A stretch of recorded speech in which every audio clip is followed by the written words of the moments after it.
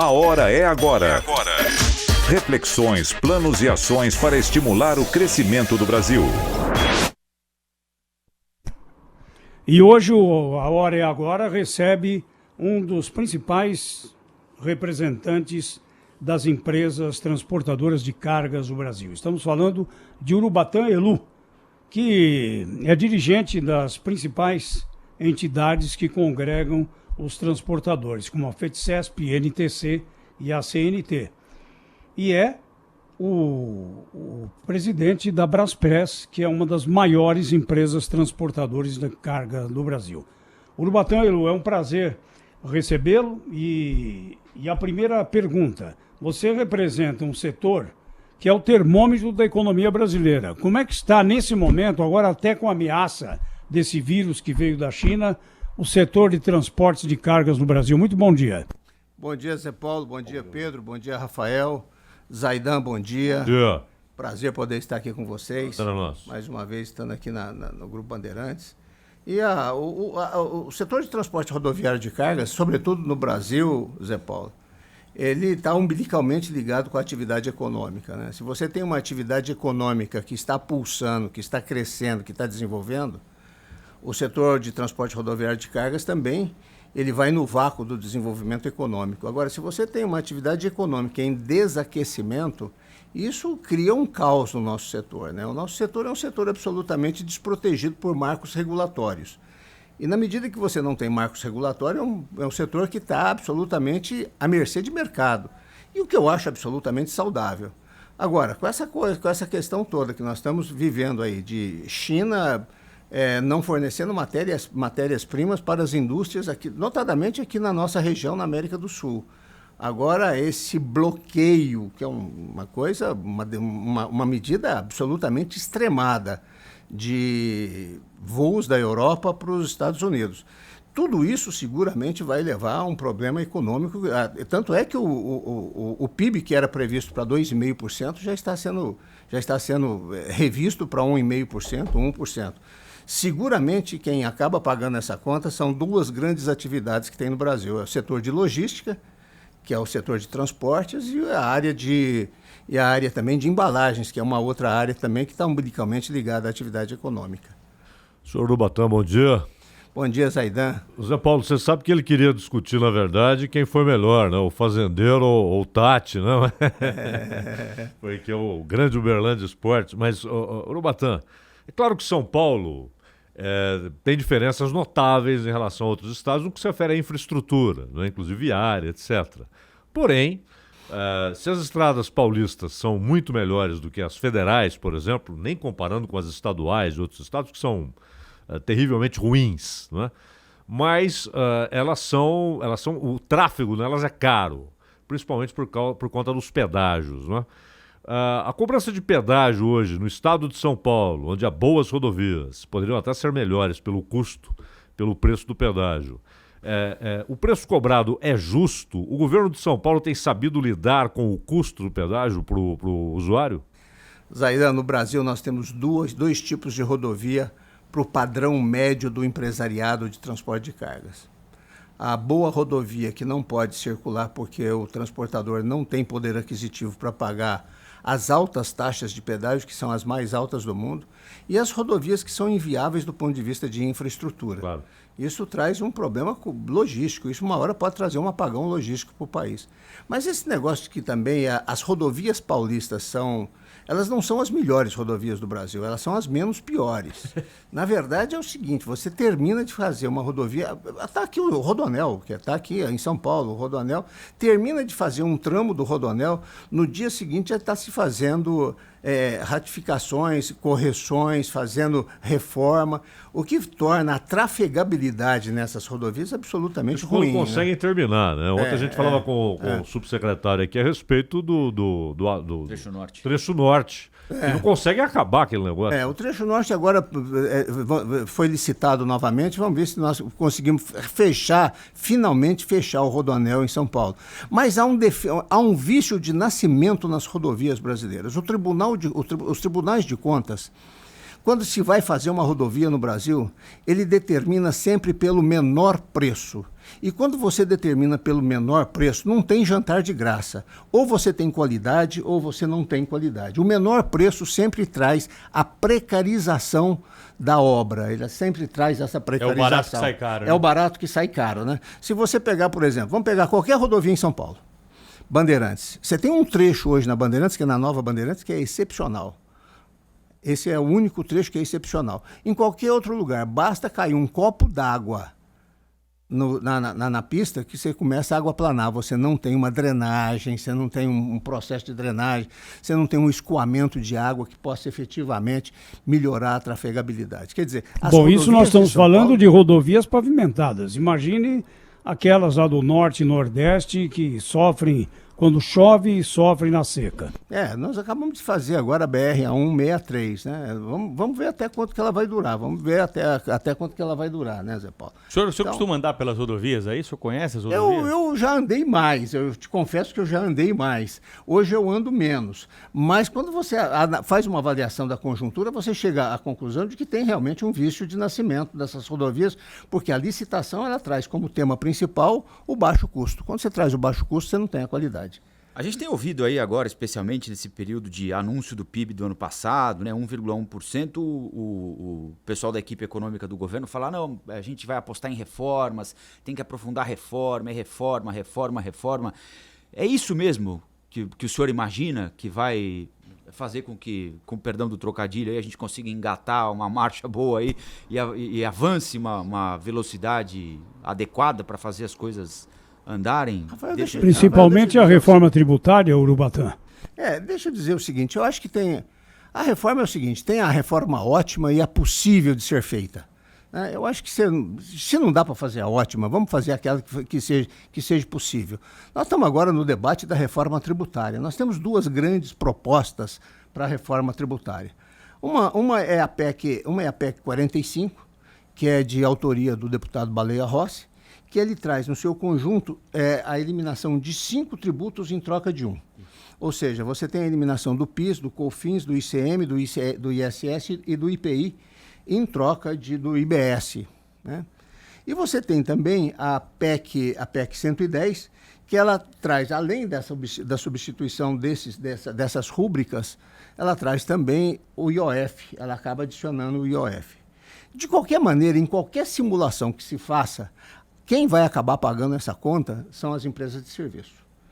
Na verdade, é o seguinte, que precisa de uma reforma, sem dúvida alguma precisa. Agora, ninguém também está querendo que haja uma diminuição da carga tributária. A diminuição da carga tributária pode levar o país a um estado pior do que está.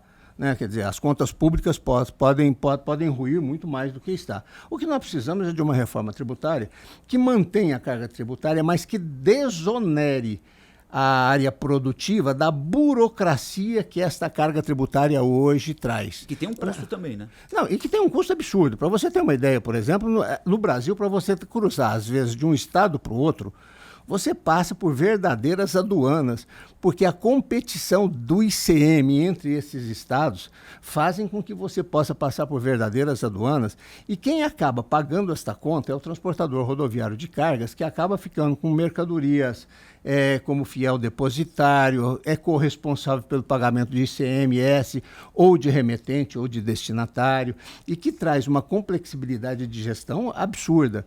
Então, nós precisamos defender uma reforma tributária que efetivamente possa trazer um equilíbrio entre o comércio, entre a indústria, entre as empresas de serviço, e que possa manter a carga tributária de hoje. Se você manter a carga tributária de hoje e tiver um aumento do PIB, é evidente que percentualmente ela começa a diminuir.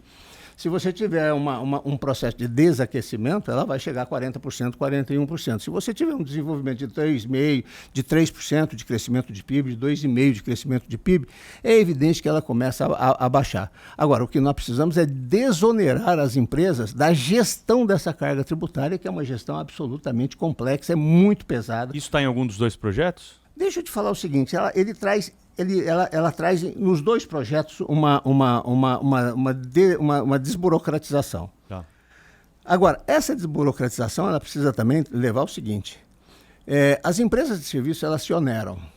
mas elas se oneram de forma muito severa. Se nós temos, por exemplo, numa empresa de transportes como a nossa, ela já passa a ser onerada diretamente e as empresas que prestam serviço a ela como terceirizadas também estão oneradas e que por conseguinte vão acabar repassando esse custo para uma empresa de transporte, você está compreendendo? Então, portanto, nós precisamos ter alguma coisa que efetivamente também não precarize o trabalho. Porque pode levar ao seguinte, como você pode fazer uma compensação de tributo, o que vai acontecer é o seguinte, como a cadeia do transportador é uma cadeia de fornecedores menor, ele tem como principal custo a folha de pagamento, e como a folha de pagamento você não tem como obter crédito da folha de pagamento, o que o empresário vai acabar fazendo? Terceirizando a sua folha de pagamento, terceirizando os seus funcionários, o que pode levar a uma precarização muito maior. Claro. Agora se há um consenso de que a carga tributária não será reduzida, até, como o senhor disse, e também é um consenso, um Estado próximo da falência, se ele passa a arrecadar menos, a falência é inevitável. Né? Agora, por outro lado, se haverá um setor pagando menos, a indústria, alguém vai pagar mais, já que não haverá diminuição da carga tributária. Então, o setor de serviços é que vai pagar a conta? Quem paga a conta sempre é o setor de serviços, até porque no setor comercial e no setor industrial, a cadeia produtiva deles é muito maior e eles podem ter muito mais obtenção de crédito. Perfeito. O que nós precisamos encontrar racionalmente é um equilíbrio entre essas três atividades para que a carga tributária possa ser igual, mas não possa ser mais severa para nenhum dos setores. Como já foi no passado, quando houve a transformação do PIS e COFINS de 3,22 para 9,22 sobre o faturamento continuado, quem acabou pagando essa conta também foi o setor de serviço. Então, o setor de serviço precisa parar de ser penalizado. Urubatã, fala-se muito na privatização dos Correios. E claro que as empresas transportadoras de cargas têm o maior interesse nisso. Como é que o senhor vê, nesse momento, a viabilidade de levar adiante esse projeto de privatização? Zé Paulo, meus amigos, eu acho que o Correio é imprivatizável, da forma que ele está. Nós estamos falando de uma companhia que é, de fato, uma companhia de integração nacional, não tenha dúvida. O Correio já foi, ao lado do Corpo de Bombeiros, uma das instituições mais respeitáveis. Eu me lembro. Uma das instituições mais respeitáveis do país. Ela foi perdendo credibilidade, perdendo prestígio ao longo do tempo, por uma série de fatos, uma série de circunstâncias. Mas não deixa de ser uma companhia hoje com 105 mil funcionários, um faturamento anual em torno aí dos seus 17,5 bilhões de reais e mais de 1.000 franqueados distribuídos em todo o país. Ou seja, o Correio ele precisa passar por um processo de saneamento para poder gerar interesse para alguém. Como é que ele passa por um processo de saneamento tendo 100 e poucos mil funcionários públicos? O que o Correio devia fazer era ser privatizado por produto. Então, vende-se o SEDEX, põe o SEDEX à venda, depois pode colocar o Banco Postal à venda, depois pode colocar o PAC à venda, depois pode colocar outros produtos que o Correio tem, mantendo o cerne do Correio, que é o transporte de correspondência e de mensagem, que ainda tem uma representação muito forte no Correio. Termina-se assim o monopólio. Quando termina o monopólio, as empresas privadas que acabaram assumindo algum desses produtos do Correio, faz com que o Correio desinche, faz com que o Correio possa ser uma empresa mais enxuta, e aí, como termina o monopólio postal, outras empresas podem concorrer e o Correio vai competir de igual para igual. O senhor concorda que quem adquirir determinado setor do Correio deve ficar responsável e ter a obrigação de fazer com que regiões longínquas, que não são rentáveis, sejam atendidas? Só para o senhor ter uma ideia, sem fazer propaganda. Sim. Hoje já muitas empresas privadas já atendem 100% do território nacional. Inclusive a Amazônia? Inclusive a Amazônia, e com 94, 95 da última milha coberta pelos meios próprios. Portanto, esta história de que só os Correios fazem, isso já ficou no passado. Isso era para um país aí de 500 bilhões de PIB.